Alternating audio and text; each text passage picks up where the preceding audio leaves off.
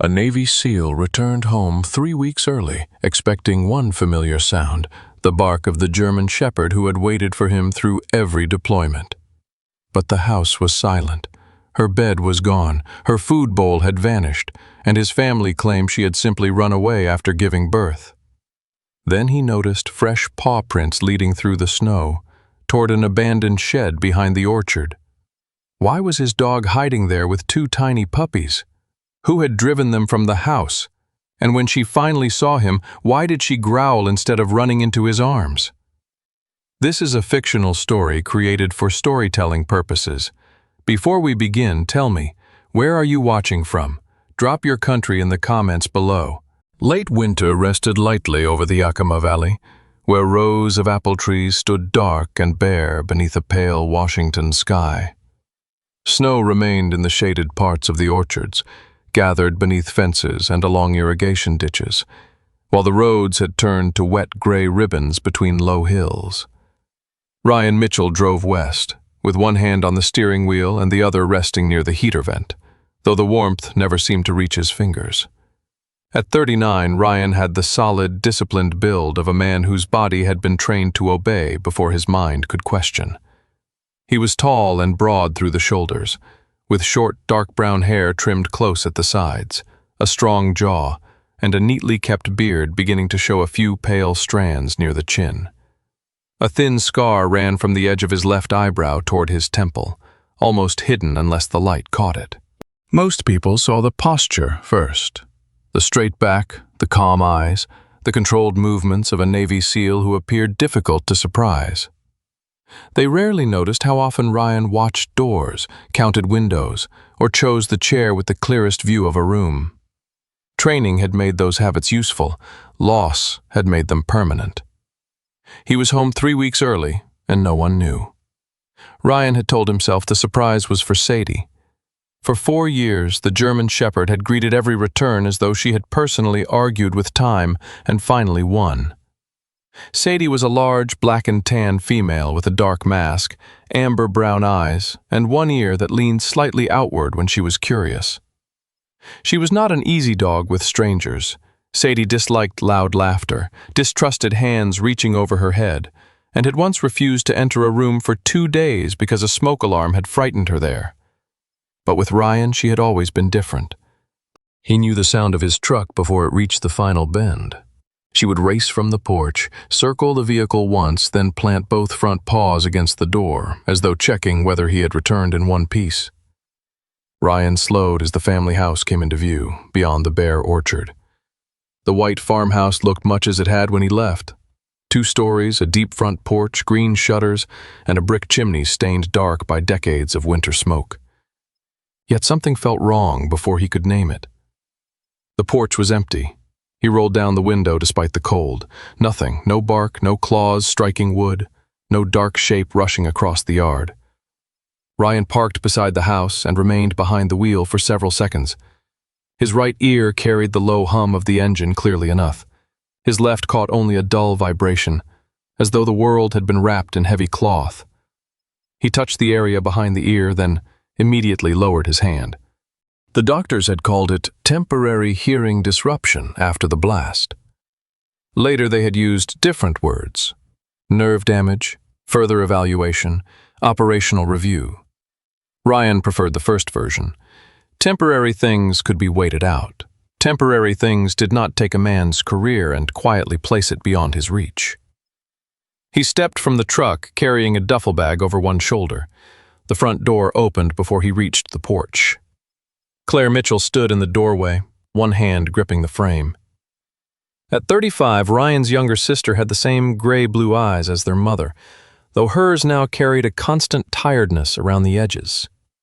Claire was of average height, slender without looking delicate, with fair skin, shoulder-length chestnut hair, and a narrow face that had grown sharper during the years Ryan had spent coming and going. She had once been quick to laugh and quicker to forgive. Caring for their mother through a long, final illness had changed that. Claire had become efficient, guarded, and painfully good at doing what needed to be done without asking whether anyone noticed. "Ryan?" He smiled. "You look disappointed." Claire's mouth opened, then closed. "No, Why didn't you call?" Ryan heard most of the sentence, missed one word in the middle, and built the rest from her expression. He had become skilled at that. "Wouldn't have been a surprise." Claire stepped forward and hugged him, but her arms were stiff. She smelled of laundry soap and cinnamon, familiar things that should have eased him. Instead, Ryan looked over her shoulder into the house. "Where's Sadie?" Claire released him too quickly. Before she answered, Mark Dalton appeared from the kitchen. Mark was 42, tall but heavy through the waist, with thinning, sandy hair, a square face, and a carefully trimmed reddish-brown beard. He wore a dark flannel shirt with the sleeves rolled to his forearms. Mark had the confident friendliness of a man who could speak warmly to customers, neighbors, and strangers while revealing almost nothing of himself. He disliked disorder, unexpected expenses, and any problem that could not be turned into a schedule. Since marrying Claire 6 years earlier, he had treated the house less like a family inheritance and more like a project waiting to become profitable. "Ryan," Mark said, approaching with an open hand, "didn't expect you." Ryan shook it. "That seems to be the theme." Mark laughed once. Claire did not. Ryan stepped inside. The entryway rug had been replaced and the old coat stand was gone. He looked toward the corner beside the staircase where Sadie's bed had always been. The space was empty. No thick gray cushion. No rubber toy with a split down the middle. No steel water bowl beneath the bench. His duffel slid from his shoulder and landed softly on the floor. "Where is she?" Ryan asked again. Claire crossed her arms. "Sadie got out." Ryan looked at her. "After she had the puppies," Claire added. "She became difficult, nervous. Then one night she slipped away." "Puppies?" "You didn't get my messages?" Ryan remembered several messages arriving during training. Sadie acting strange. Sadie had gotten loose. Vet expenses.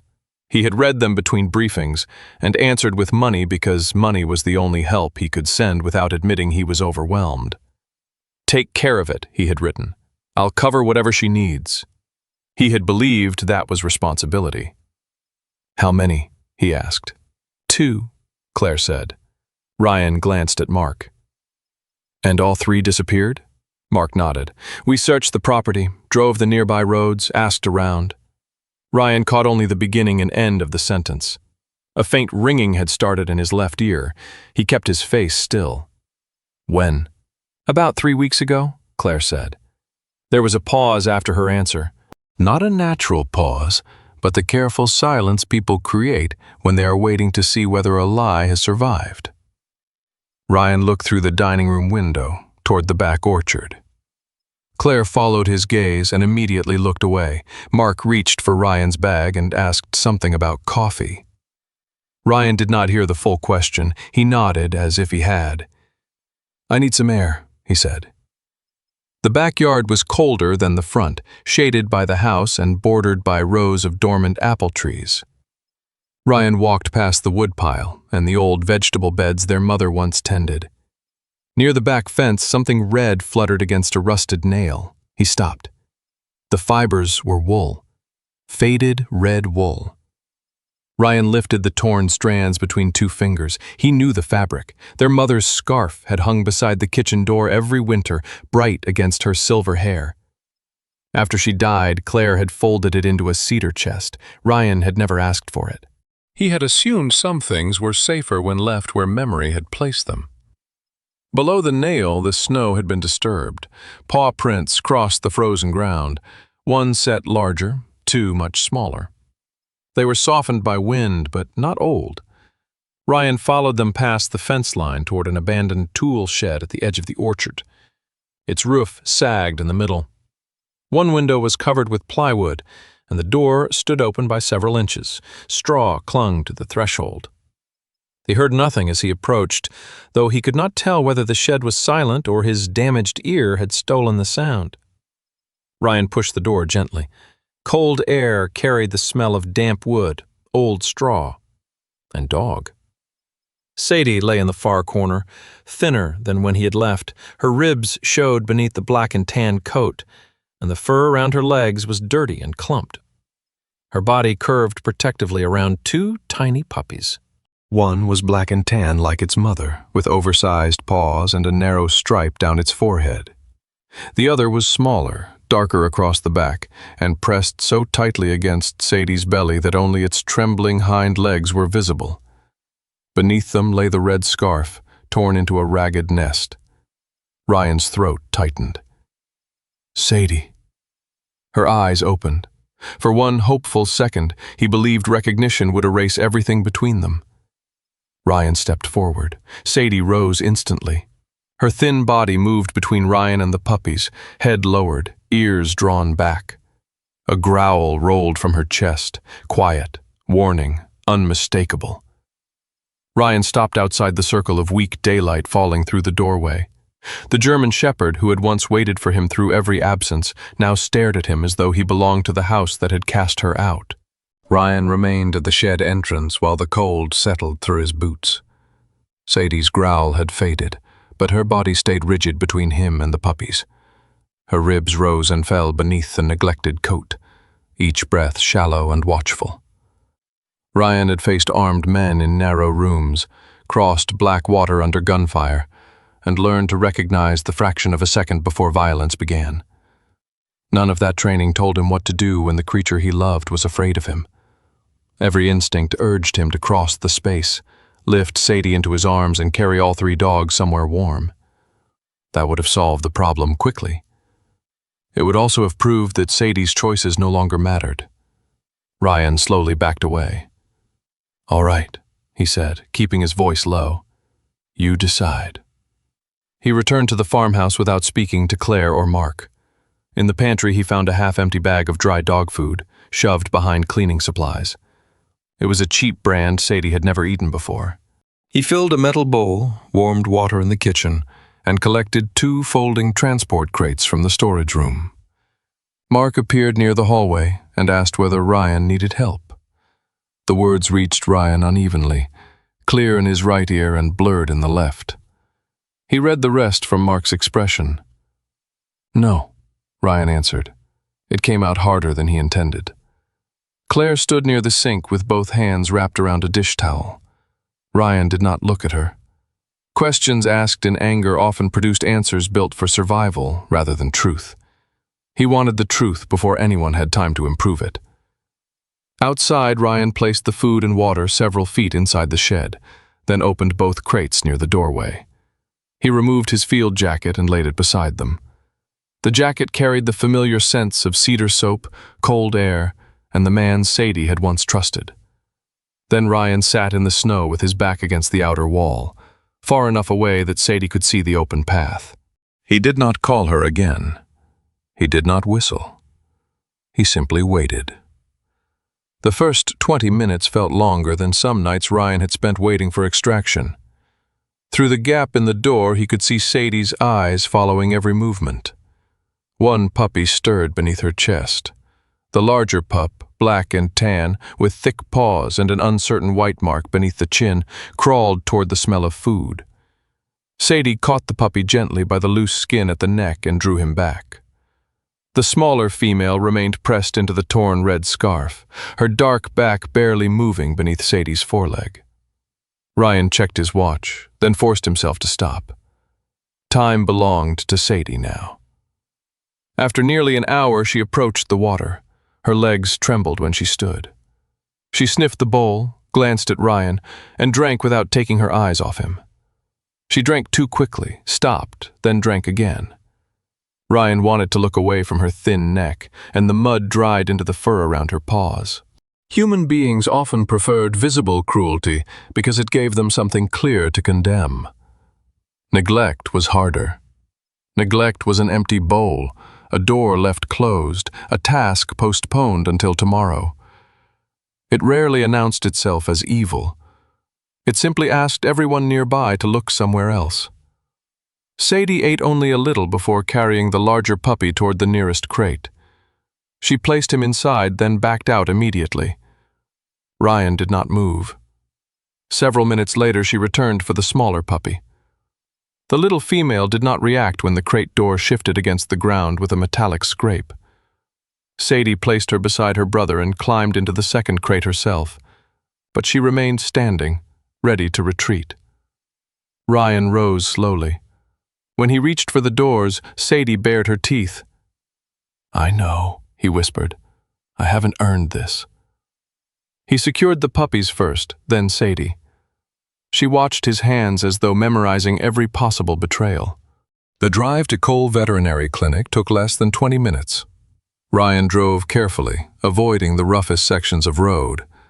At one point, the male puppy whimpered from the back seat. Ryan heard it clearly. A minute later, Sadie barked once, but the sound arrived only as a dull pressure in his damaged ear. He tightened his grip on the steering wheel. He hated not knowing what he had missed. He hated even more that he had begun arranging his face so no one else would know. The clinic stood at the edge of town in a low brick building surrounded by bare cottonwood trees. Dr. Miriam Cole, 64, met Ryan in the examination room. She was a tall African-American woman with warm brown skin, silver-gray locks tied at the nape of her neck, and narrow reading glasses that rested low on her nose. A slight limp remained from an old horse kick she had suffered early in her career, but it had never made her move cautiously around frightened animals. Instead, it had taught her patience.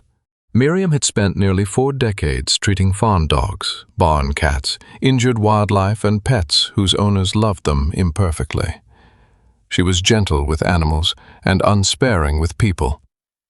"Do not reach over her head," Miriam said as Ryan opened Sadie's crate. "Let her see every hand before it touches her."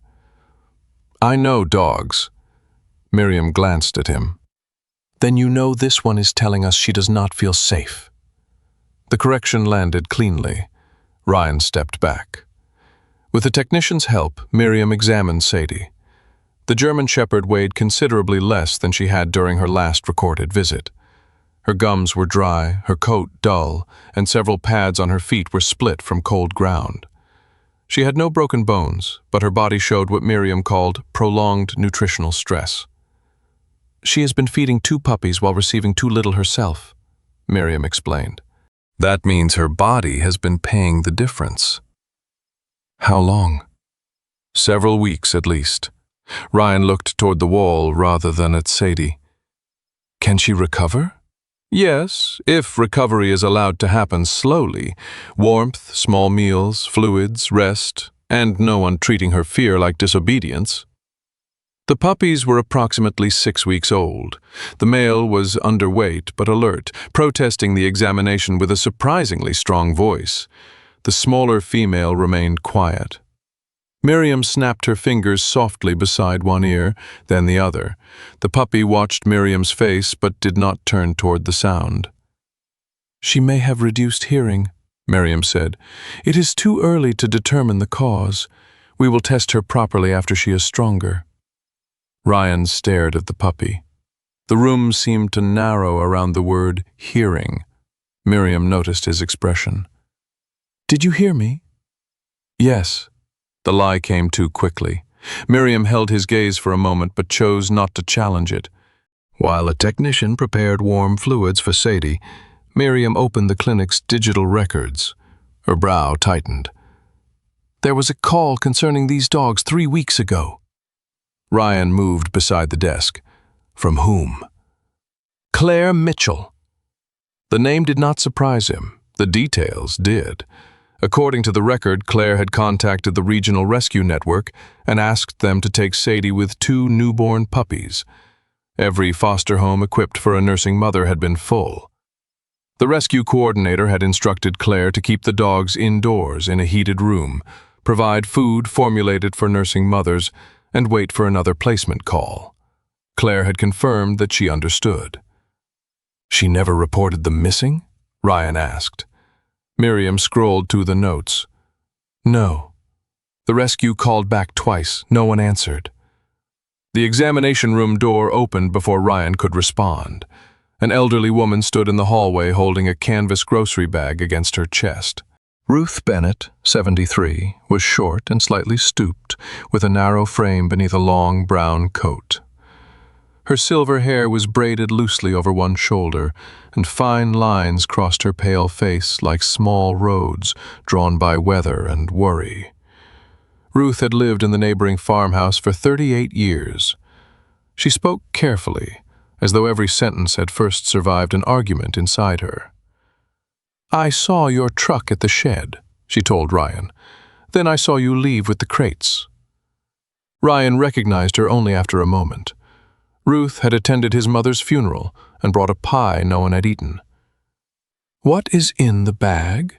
Miriam asked. "Canned food, the kind for nursing dogs." Ruth looked toward Sadie, then lowered her eyes. "I have been bringing some when Mark's truck was gone." Ryan went still. "You knew she was there?" Ruth nodded. "How long?" "Since the first week." The anger rose faster than Ryan could contain it. "And you left her there?" Ruth accepted the words without retreating. "Yeah." Miriam stepped between the emotional force of the question and the frightened dog on the table. "Keep your voice down." Ruth's hands tightened around the bag. "I brought water when the bowls froze. I pushed food through the door. One night I saw Sadie scratching at the back entrance of the house while snow was coming down. Mark opened the door, shouted, and drove her back toward the shed." "Why didn't you call someone?" "I called the rescue once. They said they were full. I thought about the sheriff, but Mark said the dogs belonged to the family and were being cared for." Ruth swallowed. "I was afraid of making things worse." "For whom?" Ruth looked directly at him.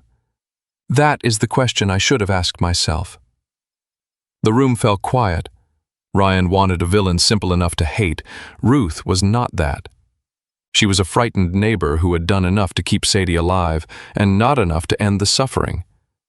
Many people lived inside that distance and called it helplessness. Ruth placed the food on the counter. "I did not rescue them," she said. "I only made sure they survived another night. Those are not the same thing." Miriam decided to keep Sadie and the puppies overnight for observation, warmth, and fluids. Ryan resisted leaving them, but Sadie's body relaxed slightly after he moved away from the kennel. That was answer enough. Before Ryan departed, Miriam printed the medical findings and the rescue call record. He folded the pages once and carried them home in silence. Claire was sitting at the kitchen table when he entered. Mark stood near the counter, arms crossed. Ryan placed the papers in front of his sister. Claire looked at the clinic's letterhead, and the color drained from her face. Ryan did not ask when Sadie had run away. He did not ask whether Claire had searched the roads. Those lies no longer deserved questions. He looked directly into his sister's tired, gray-blue eyes. "What day did you put them in that shed?" Claire did not answer at once. The kitchen seemed to shrink around the question Ryan had placed between them. Outside, late winter wind moved through the bare apple branches, making them scrape softly against one another like dry bones. Mark stood near the counter with his arms folded, while Claire remained seated beneath the yellow light above the table. The veterinary records lay open before her. Ryan watched her face and understood the truth did not always arrive as confession. Sometimes it appeared first as exhaustion, the moment a person became too tired to keep holding a lie upright. "What day?" Ryan asked again. Claire pressed her palms flat against the table. "January 22nd. Her voice was barely audible. Ryan heard only the last word clearly, but he did not ask her to repeat it. "That was more than 3 weeks ago." Claire nodded. Mark shifted his weight. "It wasn't supposed to be permanent." Ryan turned toward him. "Then what was it supposed to be?" Mark's expression tightened, and for the first time, his practiced friendliness disappeared. A temporary solution. The dog had become unpredictable.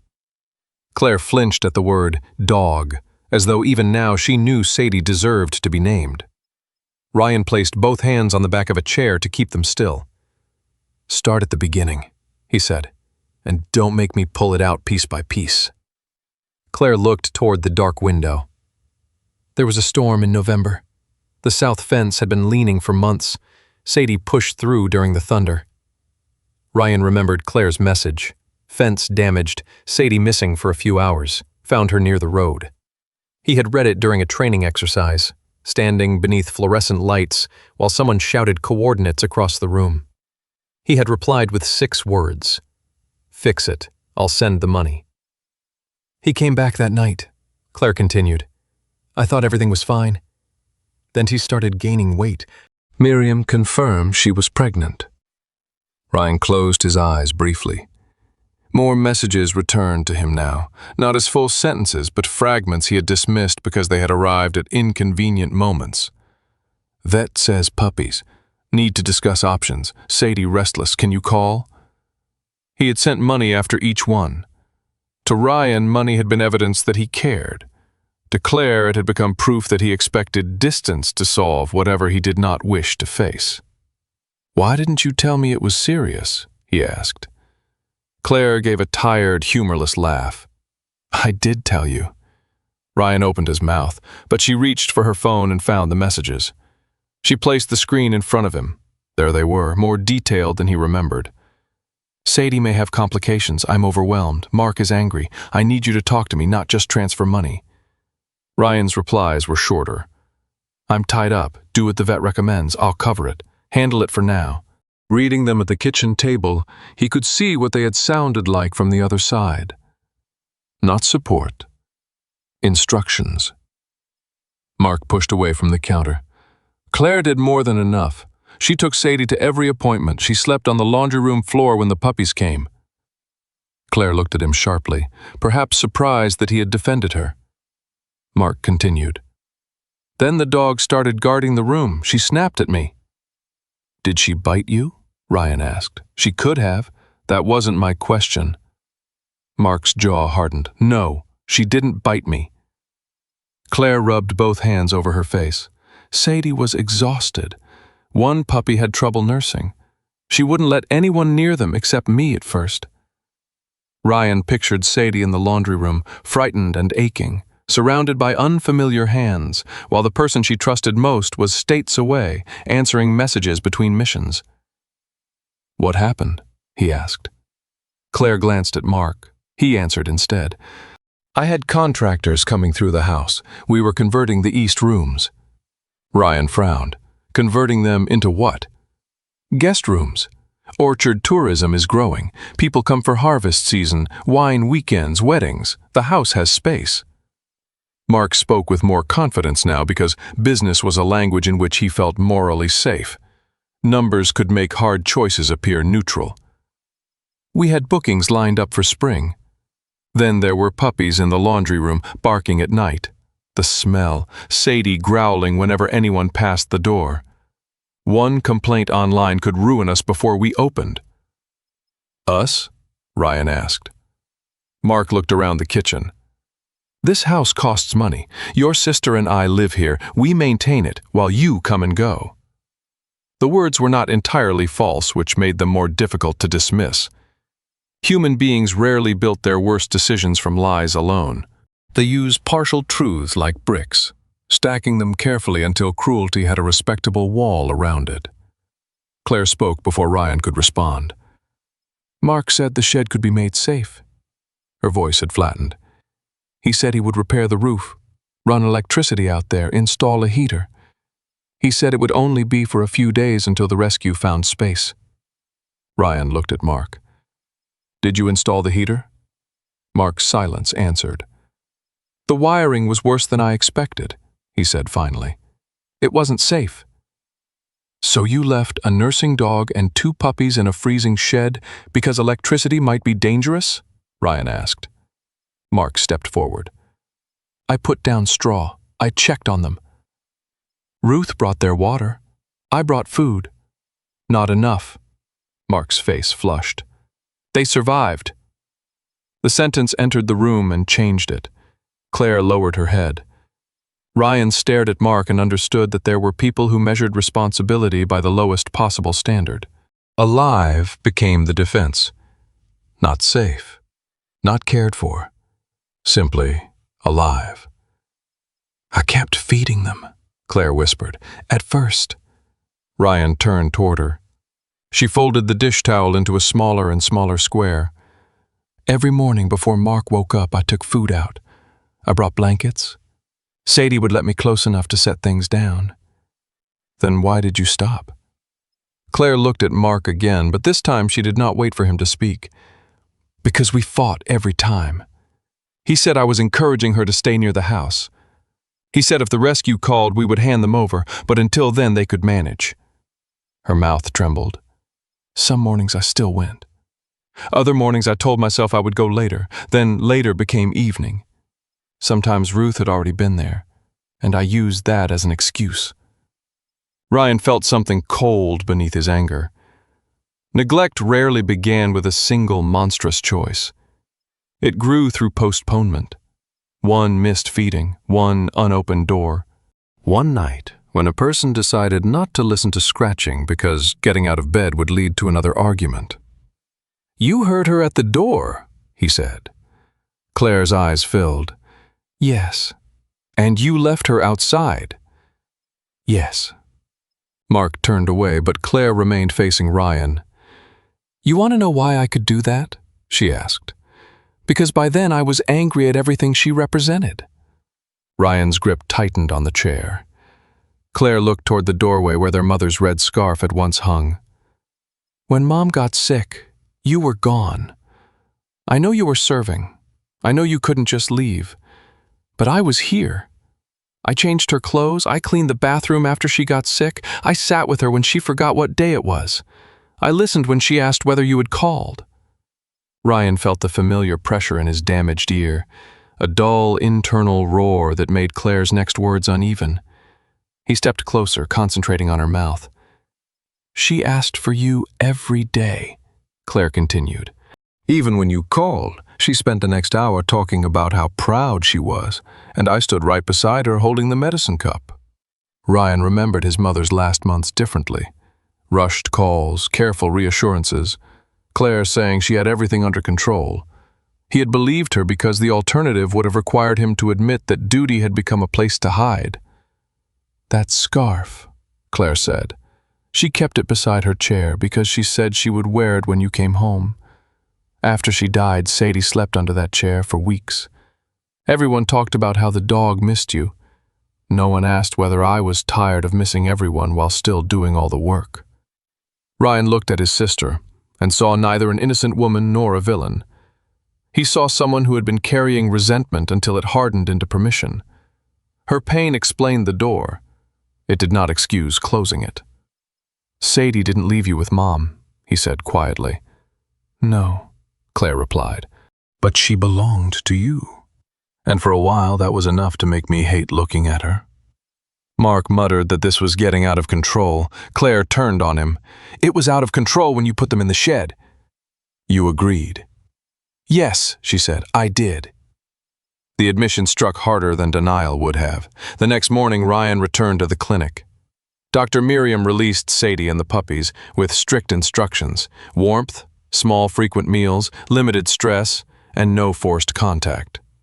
Ryan brought them back in separate crates. Mark stayed upstairs. Claire stood in the kitchen, pale and silent. Ryan carried the puppies to a padded box near the back door, then opened Sadie's crate. Sadie stepped out slowly. Her eyes moved from Ryan to Claire, then toward the hallway where the laundry room waited.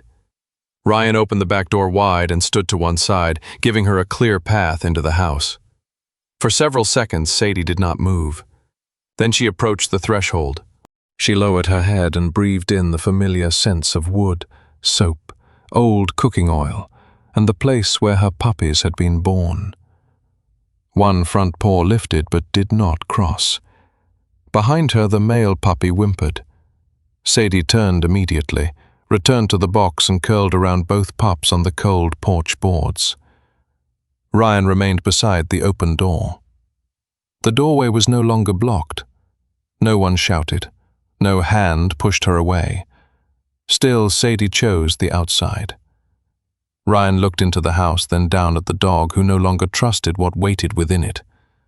A door could be reopened in a second.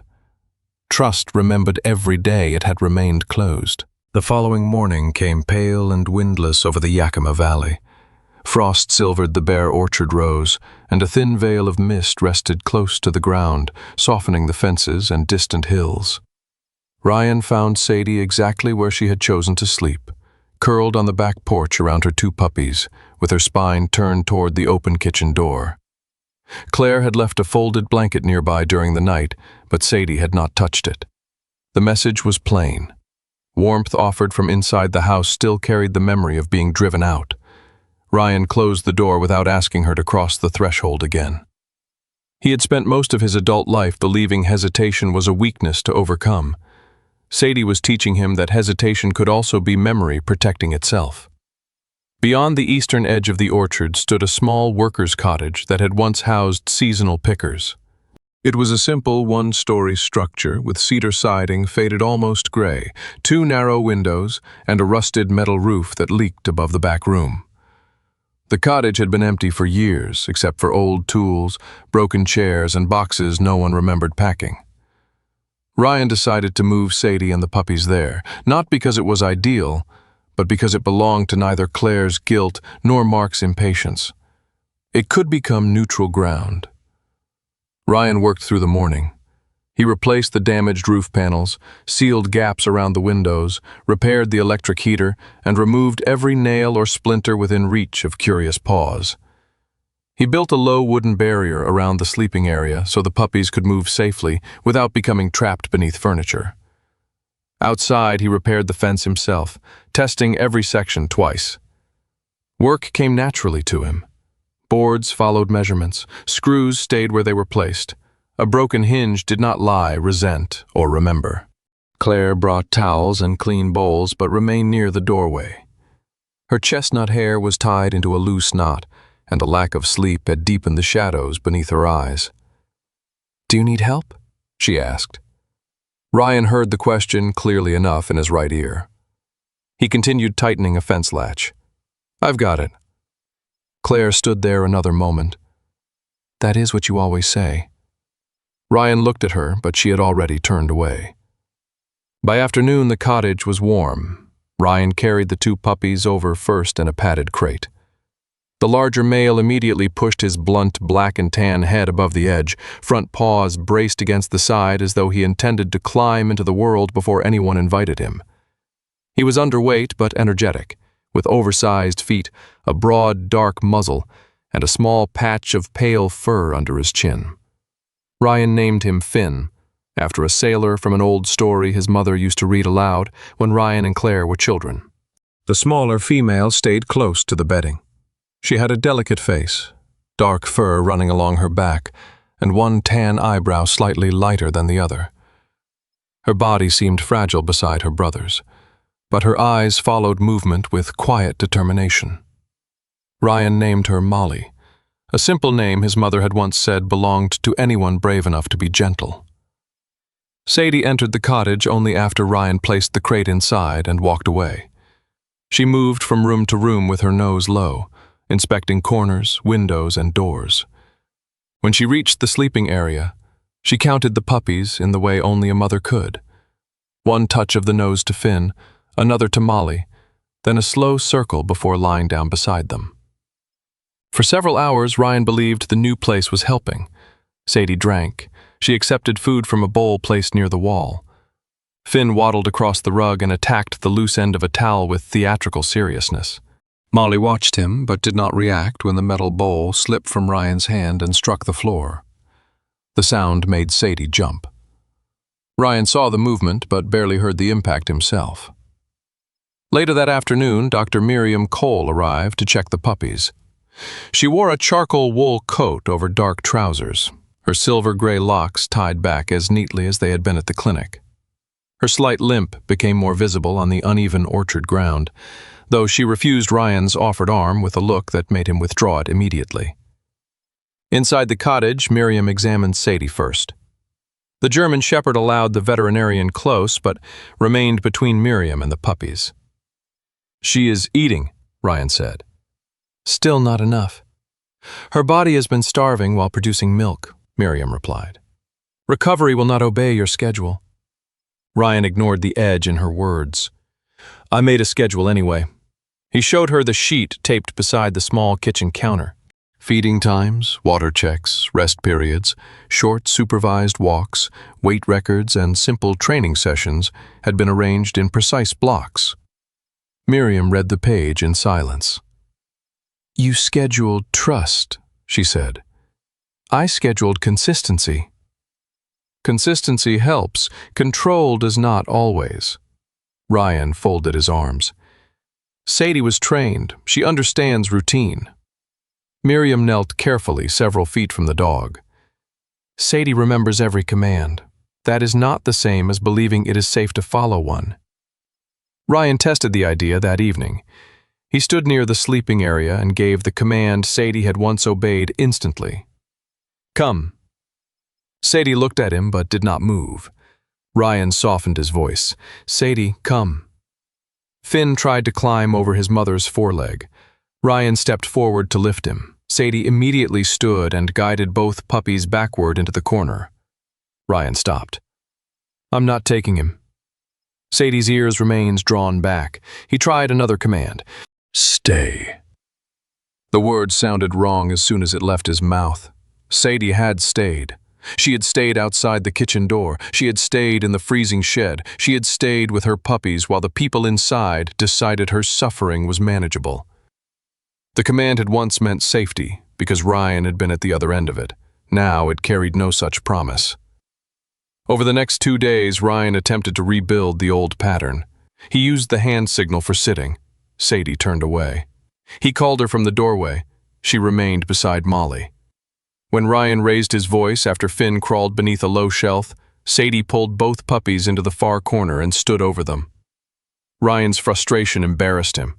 He knew better than to punish fear, yet some part of him still expected love to recognize his intentions. Human beings often believed that caring deeply should excuse the pressure they placed on others. Ryan wanted Sadie safe, and because the desire was good, he almost convinced himself that every method used to achieve it must also be good. Miriam returned to test Molly's hearing. She made several controlled sounds outside the puppy's field of vision. Finn turned toward each one. Molly did not. She responded to movement, vibration, and light, but not to the small bell or the clap of Miriam's hands. "She may have been born with limited hearing," Miriam said. "We will need a specialist test when she is stronger." Ryan's face hardened. "The cold did this." "We do not know that." "She lived in a shed for weeks." "That harmed her. It does not mean it caused everything." Ryan disliked the distinction. If Mark and Claire had caused Molly's condition, then his anger could remain clean and useful. If Molly had been born this way, the world became less orderly. There would be no single guilty person, no direct line between cruelty and consequence. Miriam watched him. "Truth does not become false because it is inconvenient to your anger." Ryan looked away. A few minutes later, Miriam asked him a question while standing on his left side. Ryan did not respond. She moved in front of him. "How much hearing have you lost?" His eyes narrowed. "We're discussing the puppy. We are discussing two creatures learning to live with a world they cannot hear properly. My situation is temporary. Has a doctor said that?" Ryan's silence answered. Miriam stood slowly, favoring her injured leg. "You expect Sadie to accept that her limits have changed? You expect Molly to adapt if the tests confirm what we suspect, yet you treat your own injury as a moral failure. I can't do my job half-aware." "That may be true. It is not the same as being half a man." Ryan turned toward the window. Beyond the glass, the repaired fence cut a clean boundary through the frost. "I didn't ask for advice." "No," Miriam said. "People who most need it rarely do." After she left, Ryan tried one final session. He clipped the whistle he had used with Sadie before deployment to a cord around his neck. He gave a short signal, then pointed toward the mat. Sadie stared at him. Ryan blew again, louder, though the sharp note reached his own ears unevenly. Molly continued sleeping. Sadie gathered the puppies and retreated. Ryan lowered the whistle. He saw what Sadie saw, a man standing above her, filling the room with demands, insisting that obedience prove the past had been repaired. Ryan removed the whistle and placed it inside the kitchen drawer. He took down the schedule, folded it once, and set it beside the sink. Then he filled Sadie's bowl with warm food and placed it near the center of the room, rather than pushing it into her corner. Ryan sat on the floor several feet away. He turned his body sideways, rested his hands loosely on his knees, and kept his eyes on the darkening window instead of on Sadie. He did not call her. He did not explain himself. The heater hummed. Finn shifted in his sleep. Molly rested her small head against Sadie's paw. Minutes passed. Ryan remained still. At last, Sadie rose. She approached the bowl one cautious step at a time, stopping whenever Ryan moved to breathe more deeply. When she reached the food, she looked at him for a long moment. Then she lowered her head and began to eat. Sadie did not allow Ryan to touch her. She did not wag her tail or forgive what had happened. But she ate while he remained in the room. For that evening, Ryan understood it was enough. 3 days later, a cold rain replaced the snow over the Yakima Valley, tapping against the cottage windows and turning the orchard paths into dark ribbons of mud. Sadie had begun eating regularly, though only when Ryan stayed several feet away. Finn had discovered that his own tail was both an enemy and a disappointment, while Molly followed movement with solemn concentration, watching shadows, hands, and vibrations in the floor with an attentiveness that made silence seem less like emptiness and more like another language. Ryan had stopped using the whistle. The schedule remained folded beside the sink, and he had not opened it again. Yet patience did not come naturally simply because he had recognized the need for it. Some mornings, every cautious step Sadie took felt like progress. On others, her refusal to approach him felt like judgment. The Animal Welfare Office called shortly after breakfast. The investigator assigned to the case was Elena Rousseau, a 48-year-old woman with a compact build, olive-toned skin, and straight black hair cut neatly at her jaw. She wore no makeup except dark eyeliner and spoke in a calm, measured voice that suggested she had learned long ago not to let outrage interfere with accuracy. Elena had spent 15 years investigating neglect cases, and an earlier case involving an elderly man whose animals were removed unnecessarily had made her suspicious of dramatic claims unsupported by evidence. She was neither cold nor easily moved. She believed compassion without proof could become another form of carelessness. The clinic records established the dog's condition, Elena told Ryan over the phone. But condition alone does not prove how long they were kept outside or who knew about it. You mentioned a neighbor with photographs, Ruth Bennett. I'll need the original files with dates attached, and I'll need her statement. She saw everything. That does not mean she is willing to say so officially. Ryan looked through the cottage window toward Ruth's farmhouse beyond the orchard. She will. Elena paused. Mr. Mitchell, witnesses are not members of your unit. They do not become ready because you decide the time has come. Ryan disliked the observation because it was accurate. He walked to Ruth's house before noon wearing his Navy working uniform. He had put it on without thinking, the way some men reached for a coat or an old habit. The green-gray-brown camouflage fit him with the familiar certainty of armor, though the fabric carried no plates and offered no protection against the conversation waiting ahead. Ruth opened the door only halfway. Her silver braid rested over one shoulder, and a pair of reading glasses hung from a cord against her brown cardigan. I need the photographs, Ryan said. Ruth studied his uniform before looking at his face. Good morning to you, too. The investigator needs the original files and a statement. She will contact you today. I have not agreed to that. You told me what happened. I told you because those dogs needed treatment. And now they need someone to answer for it. Ruth's fingers tightened around the door. Do not come to my home and speak to me as though I am standing for inspection. Ryan felt impatience rise. Sadie nearly starved while you watched. Ruth went pale, but her eyes did not lower. Yes. And shouting that truth does not make you braver than I was. I'm not shouting. You do not have to. Men who are used to being obeyed can make a request sound like a verdict. Ryan held out his hand. "Give me the photographs." Ruth closed the door. For several seconds, Ryan stood beneath the porch roof, listening to the rain strike the metal gutter. His first reaction was anger. His second was disbelief. The third came more slowly and hurt more. Ruth had not refused the investigation. She had refused him. Back at the cottage, Ryan found Claire standing near the fence. She wore jeans, rubber boots, and a grey wool coat that seemed too large for her narrow shoulders. Her hair was damp from the rain. Sadie had already noticed her and moved closer to the puppies, but she had not growled. "Mark drove into town," Claire said. "I thought this would be easier if he wasn't here." Ryan opened the gate but did not invite her inside. Easier for whom? Claire accepted the question without defending herself. No one, probably. She had brought a notebook. Inside were dates, feeding times, rescue calls, and brief descriptions written in her tight handwriting. Some entries stopped halfway through a sentence, others had been crossed out and rewritten, as if Claire had once tried to make the truth sound less ugly. "I started keeping track after Sadie gave birth," she said. "At first it was for the vet. Later it became something I didn't want Mark to find."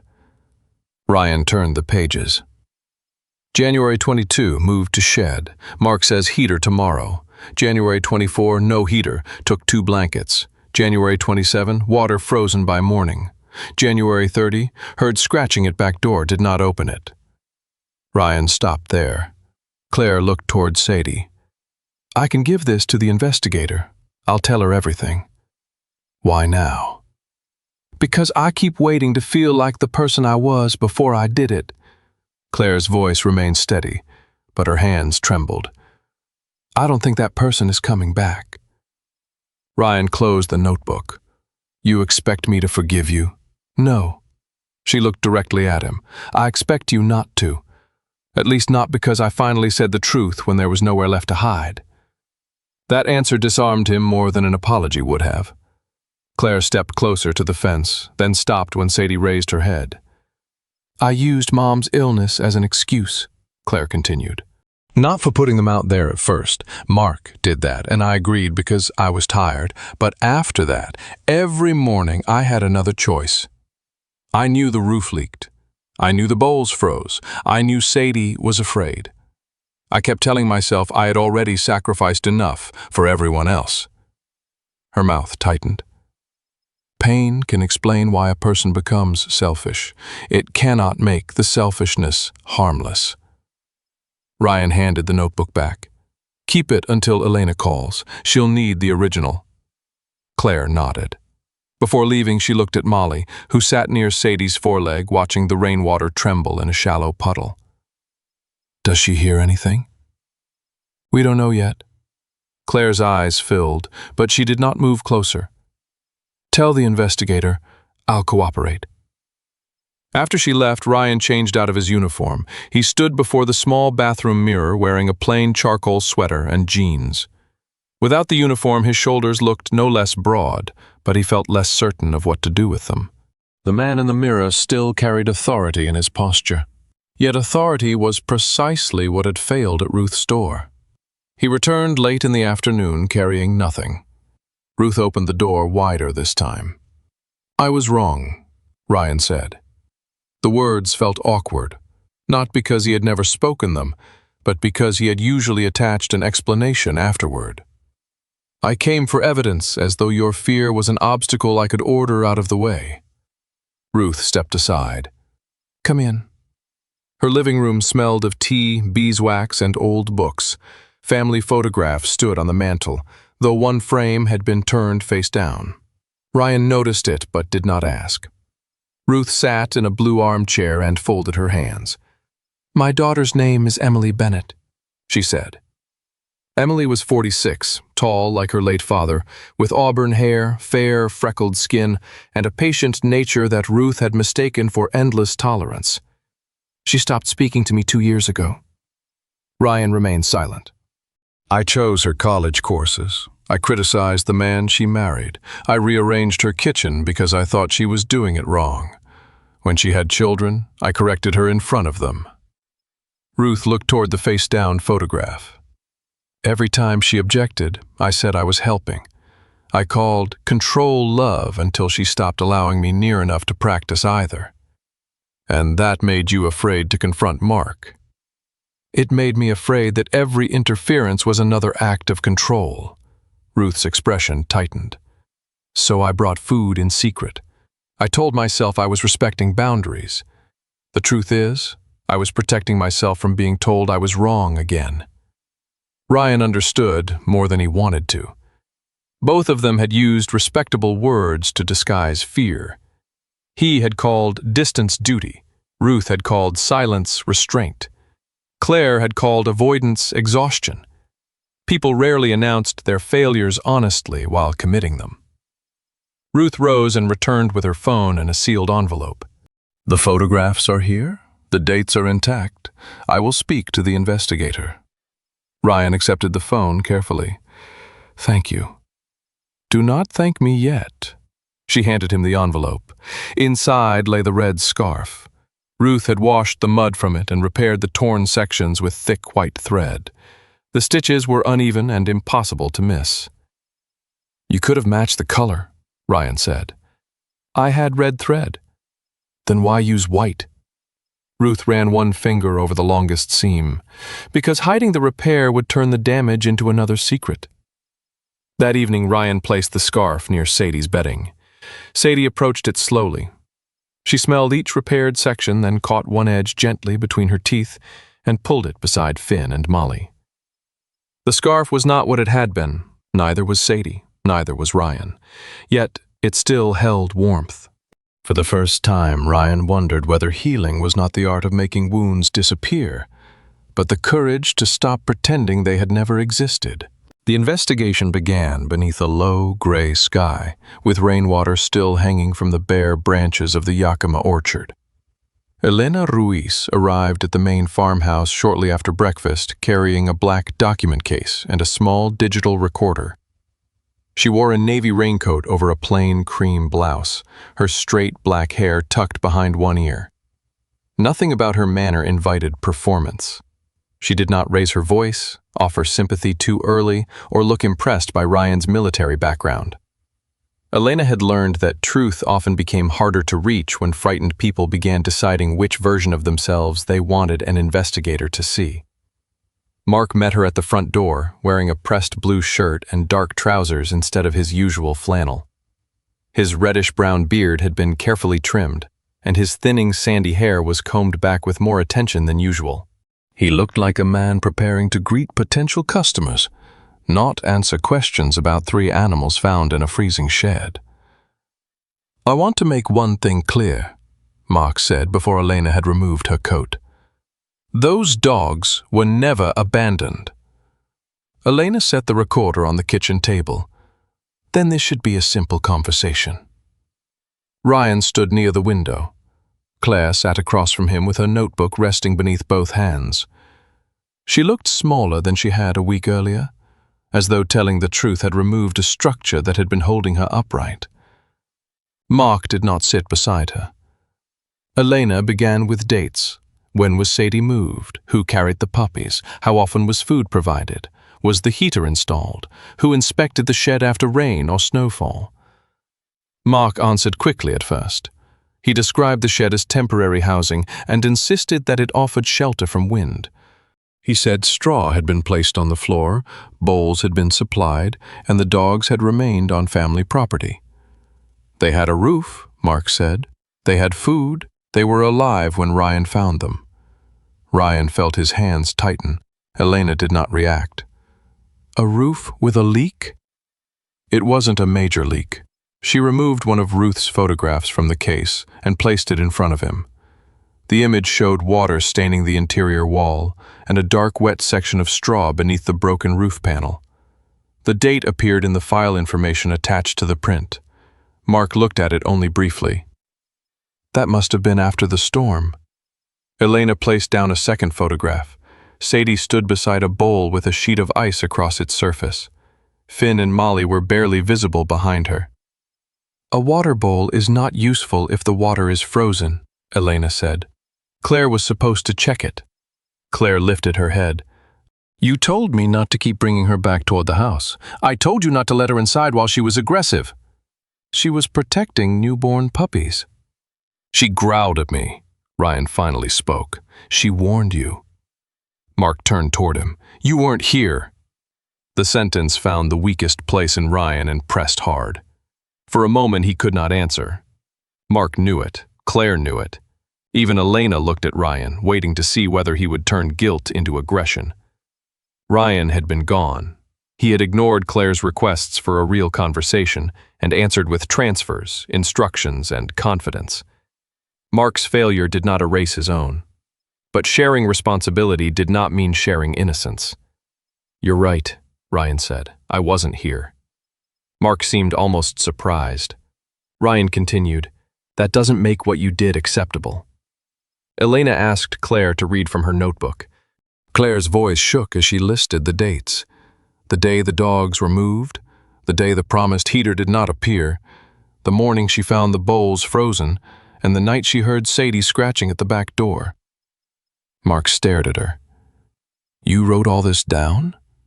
Yes. Why? At first, because I knew the puppies needed care. Claire looked at the notebook. Later, because I knew we were doing something wrong. You mean I was doing something wrong? No, Claire said. We were. That answer seemed to anger him more than accusation. Mark leaned forward, both palms on the table. Do you understand what this can do to us?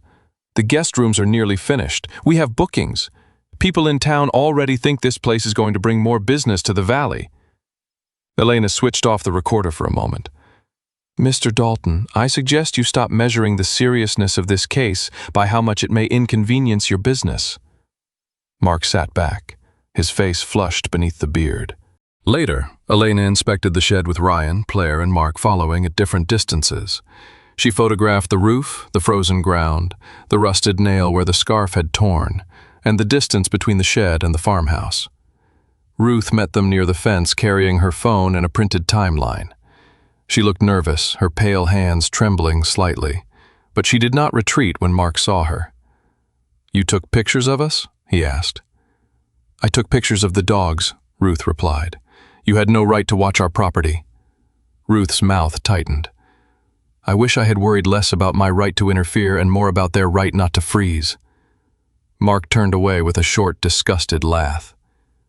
That afternoon, Ryan sat alone in the workers' cottage, while Sadie rested beside the puppies. Elena had told him the evidence was sufficient to continue the case. She would recommend that Ryan receive sole authority over all medical and housing decisions involving Sadie, Finn, and Molly. He would also require Claire and Mark to contribute to veterinary costs and cooperate with follow-up inspections. It was not enough for the part of Ryan that wanted punishment. His phone lay on the table beside him. He had photographed the shed, the frozen bowl, Sadie's thin body, and the red scarf beneath the puppies. With a few sentences, he could place the story online. Mark's planned guest house depended on public goodwill. Visitors would cancel. Local businesses would distance themselves. People who had never met Sadie would condemn Mark before sunset and congratulate Ryan for exposing him. Ryan imagined the comments. Hero comes home, family exposed, justice for Sadie. The picture formed too easily.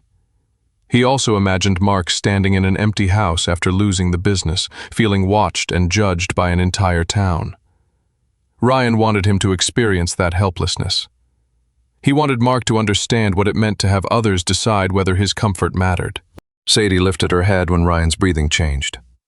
She did not approach, but her amber eyes remained on him. Ryan looked at the phone again and understood something unpleasant. Public shame would not make Sadie safer. It would not restore the food she had missed or teach her that a doorway could be trusted. It would not make Claire braver or Ruth less afraid. It would simply give Ryan an audience for his anger. Justice became dangerous when it needed applause. He deleted the unfinished post. When Elena returned with the preliminary agreement, Ryan read every line before signing. Mark and Claire would be responsible for the outstanding veterinary expenses. Both would surrender authority over Sadie and the puppies. Neither could move, sell, surrender, breed, or make medical decisions for them.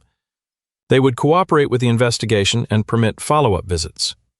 Mark refused at first. This makes me sound like some kind of criminal. It describes what will happen from this point forward, Elena replied. You may sign voluntarily or the agency can seek a formal order. Claire took the pen. Mark looked at her. You're really doing this? Yes. Over a dog? Claire's face changed. The tiredness remained, but something steadier appeared beneath it.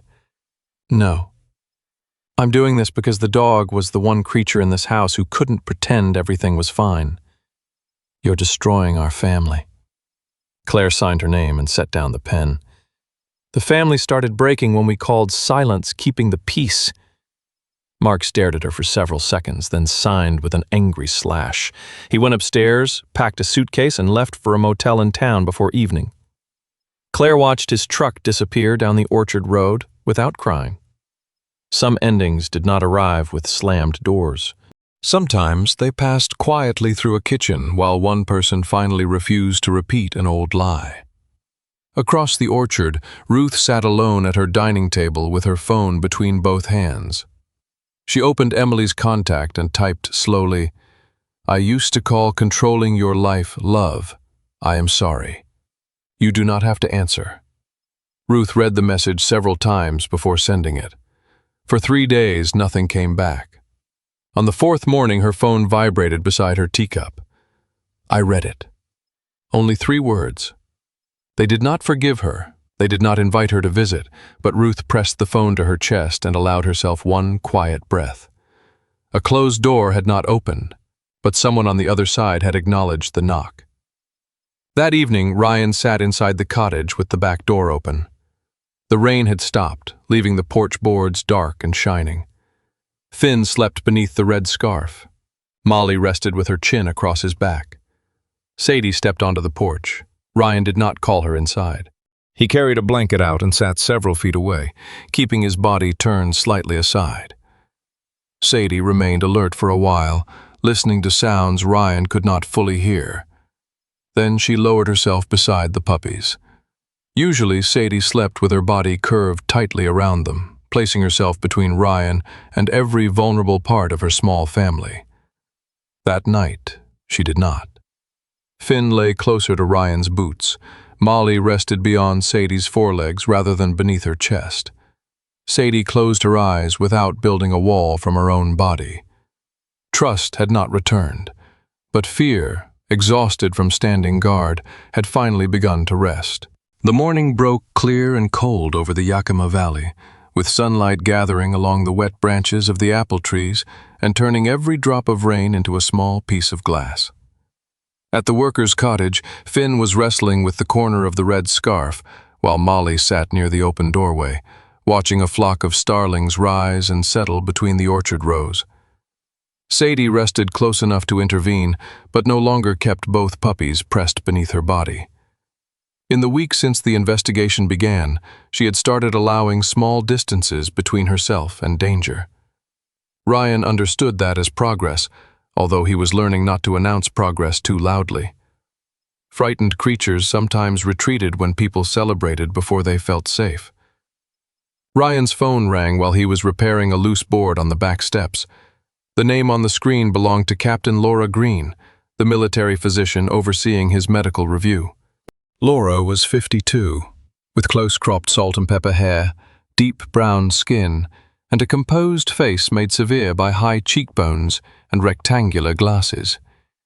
She had served as a flight surgeon before moving into medical evaluations, and years of watching capable service members confuse injury with shame had made her direct, but never unkind. Laura did not soften difficult conclusions because she believed false hope could be another form of disrespect. Ryan stepped outside the fence before answering. Mitchell? Ryan? Laura said. The review board finalized its decision. He looked across the orchard. Sadie had risen inside the cottage. Molly was watching the birds, her small, dark head tilting as their shadows passed over the ground. "Go ahead?" Laura paused only long enough to make sure he was listening. "Your hearing loss is considered permanent. You are not cleared to return to your previous operational duties." Ryan heard every word in his right ear. His left received only the faint electronic murmur of the call, as if the decision were being spoken from the other side of a wall. "What about another evaluation?" The tests were repeated. "I can adapt." "I know you can." "Then this isn't finished." "The medical finding is finished," Laura said. "What you do after it is not." Ryan looked down at the gate latch. He had opened it earlier to carry lumber into the yard. His hand rested on it now, but the metal did not register in his mind. For nearly 20 years he had been useful in ways that could be measured. Distance covered, threats identified, people brought home. The military had not merely employed him. It had provided a shape for every difficult part of him.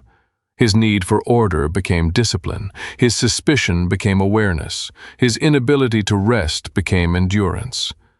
Without the work, he feared those same qualities would become nothing more than damage with nowhere to go. Laura continued speaking about reassignment options, rehabilitation, and transition services. Ryan caught fragments. He answered automatically, promised to review the documents, and ended the call before his voice betrayed him. He walked into the cottage and shut the door harder than necessary. Finn startled and rolled backward over the scarf. Sadie stood immediately. Molly remained near the threshold, still watching movement outside. Ryan dragged one hand over his beard and forced himself to breathe. "It's fine," he said, though no one had asked. He crossed into the small kitchen, leaving the outer gate behind him. The latch remained open. A few minutes later, the starlings dropped into the orchard grass. Molly saw the sudden dark movement and rose. She could not hear Sadie's low warning or Finn's small bark. She followed the birds across the porch, through the open gate, and into the first row of trees. When the flock lifted again, Molly continued after the shifting shadows. Ryan remained inside, staring at the medical report Laura had emailed. He read the sentence 3 times. "Not medically qualified for return to previous operational status." The words did not change. Human beings often believed identity was something buried safely inside them. But sometimes identity was a uniform, a job, or a place where pain had been useful. Remove that place and even a strong man could feel himself disappearing. Sadie's bark pulled Ryan from the screen. He heard only part of it, but the urgency was unmistakable. Ryan returned to the main room. Finn stood beside the bedding. Sadie moved rapidly between the doorway and the empty place where Molly had been. "Molly?" Sadie barked again. Ryan searched beneath the table, behind the chair, and around the cottage, though the room was too small to hide a puppy for long. Then he saw the gate moving slightly in the wind. His stomach dropped. "Molly!" he shouted into the orchard. No answer came. Even if the puppy had been nearby, she could not have heard him. Ryan ran to the fence and studied the ground. The recent rain had softened the soil, but dozens of old paw prints crossed the yard. Outside the gate, the orchard floor was covered in wet leaves and broken grass. Sadie pushed past him, nose low, but Ryan caught her collar. "Wait!" His first thought came fast and clean. Mark. Mark had left angry. Mark knew where the dogs were. Mark might have returned when Ryan was distracted, opened the gate, and taken Molly to frighten Claire or disrupt the investigation. Ryan looked toward the road for tire marks. A set of tracks crossed the muddy entrance, but he could not tell how old they were. He called Claire. "Is Mark with you?" "No. Why?" "Molly's gone." Claire's breath caught. "What happened?" "The gate was open. I'm coming." Ryan contacted Ruth next. She met him near her driveway wearing a green raincoat over a long skirt, her silver braid tucked into the collar. Claire arrived moments later, pale and breathless, her chestnut hair still loose around her face. "Ruth's camera covers the road," Claire said. They entered Ruth's kitchen, where she opened the security application on a small tablet.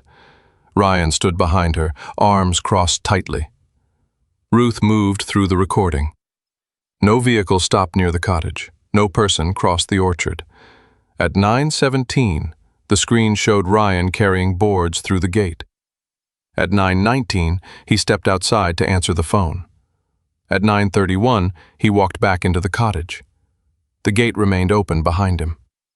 Several minutes later, a flock of birds moved through the trees. A tiny dark-backed puppy followed. Ruth paused the video. No one spoke.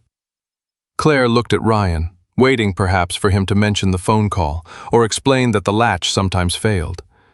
He could have said he was distracted by the end of his career. He could have said Molly's deafness made the mistake more dangerous than it should have been. He could have blamed the wind. Instead, Ryan said, "I left it open." The words felt heavier because they were simple. Sadie pulled against his hand outside. Ryan released her collar. She lowered her head and followed Molly's scent through the first orchard row. Ryan moved ahead instinctively, but Sadie changed direction and cut across him. He stopped. For years, Ryan had been the one who chose the route. Now the only useful thing he could do was follow. Sadie moved between the bare trees, pausing where Molly's scent crossed wet grass. Finn remained with Ruth inside the cottage. Claire followed several yards behind Ryan, calling Molly's name despite knowing the puppy could not hear. The calling was not practical. It was what frightened people did when silence became unbearable. Sadie led them toward an old irrigation channel near the edge of the property. The concrete trench had been drained for winter, leaving shallow puddles and fallen branches along the bottom. Near a stack of weathered fruit crates, Sadie stopped and sniffed the air. Ryan saw the box first. Molly was curled inside a wooden crate tipped on its side. Mud darkened her small paws. Her body trembled, but she appeared unhurt. She had followed the birds farther than she understood, then hidden when the orchard became unfamiliar. Sadie approached slowly and touched her nose to Molly's face. The puppy immediately pressed against her mother. Ryan knelt several feet away. "Can I take her?" Sadie looked at him. He did not reach. After a long moment, Sadie stepped aside. Ryan lifted Molly carefully, supporting her chest and hindquarters. She curled against his jacket, watching his face with wide brown eyes. Ryan stood and turned toward Claire and Ruth. "This was my fault," he said. "I forgot the latch." Claire looked toward the puppy. "You had just received the call." "That explains where my mind was. It doesn't close the gate." Ruth said nothing, but her expression softened. Claire lowered her eyes. All her life she had heard apologies followed by defenses. "I was tired, I was afraid, I was trying to help. You should understand." Ryan offered none. He did not ask them to make his mistake smaller so he could live with it more easily. "I'm going to file for separation from Mark," Claire said quietly. Ryan studied her face. "Because of this?" "Because I've spent too long waiting for someone else to change before I decide who I'm going to be." They began the walk back through the orchard. Molly remained safe against Ryan's chest. Sadie moved beside him, close enough that her shoulder occasionally brushed his leg. Every few steps she looked up to check the puppy in his arms. Sadie had not forgotten the open gate. She had not forgotten the shed or the closed door, but for the first time since Ryan came home she chose to walk beside him, not because he commanded it and not because the path left her no other choice. He walked there because, for this one journey, she had decided he could carry what mattered most. Spring did not arrive all at once in the Yakima Valley. It came quietly, first as water dripping from the cottage roof, then as dark soil appearing beneath the thinning snow. The orchard remained bare, but small green points had begun to press through the earth along the fence. Ryan noticed them one morning while replacing the gate latch he had forgotten weeks earlier. The new latch was heavier, easier to see, and fitted with a bright strip of red cloth. It was not elegant, but Ryan no longer trusted invisible precautions. Some lessons deserved to remain where the eye could find them. The animal welfare investigation ended without celebration. Elena Ruiz returned to the farmhouse with the final agreement and read each condition in the same steady voice she had used from the beginning. Mark and Claire were responsible for Sadie's veterinary expenses and a portion of the puppy's continuing care. Neither could make decisions regarding the dogs, remove them from Ryan's property, surrender them to another person, or interfere with their medical treatment. Follow-up inspections would continue for several months. Claire signed first. Her hand trembled, but she did not hesitate. Mark signed only after asking twice whether the agreement would remain on record. He still insisted the case had been exaggerated. In his version, the shed had been temporary, the weather unusually severe, and the entire family exhausted. He spoke as if enough small explanations could gather together and become innocence.